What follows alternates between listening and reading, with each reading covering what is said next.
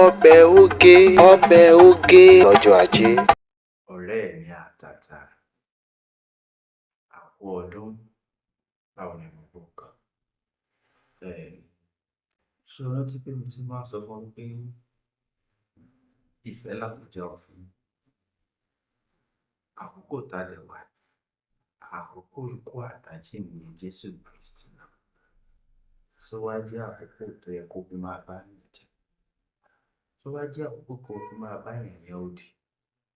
Ó mọ̀ pé gbogbo èyí ò yẹ nínú àkókò tó wà gẹ́gẹ́ bí Kristẹni òdodo, gẹ́gẹ́ bí ọmọ ènìyàn tá a bí, ọmọ rẹ̀ tá a bí tá a fọ̀já àápọ́n.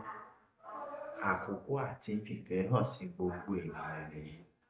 Kì í ṣàkókò àti yọ̀dì, kì í ṣàkókò àti báyàn jà, kì í ṣàkókò àti figagbága, kì í ṣàkókò àti sọ wípé mo lágbára jù ọ́ lọ, kì í ṣàkókò àti bànìyàn láyé jẹ́.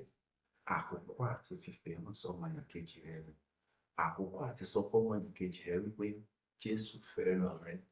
Àkókò àti sọ fọ́mọnìkejì rẹ tí ò rí nǹkan jẹ, ó sọ pé wá gbà ó rí nǹkan jẹ. Kì í ṣàsìkò àtijà tàbá ti òdì. Ọ̀rẹ́ mi àtàtà, fìfẹ́ hàn sọ́mọnìkejì bẹ́ẹ̀ mi náà ṣe ń fìfẹ́ hàn sí ọ báyìí. Ó ṣáà ti mọ̀ pé ṣókí lọ́bẹ̀ ògè kò jù báyìí lọ. ọbẹ̀ oge lọ́jọ́ ajé.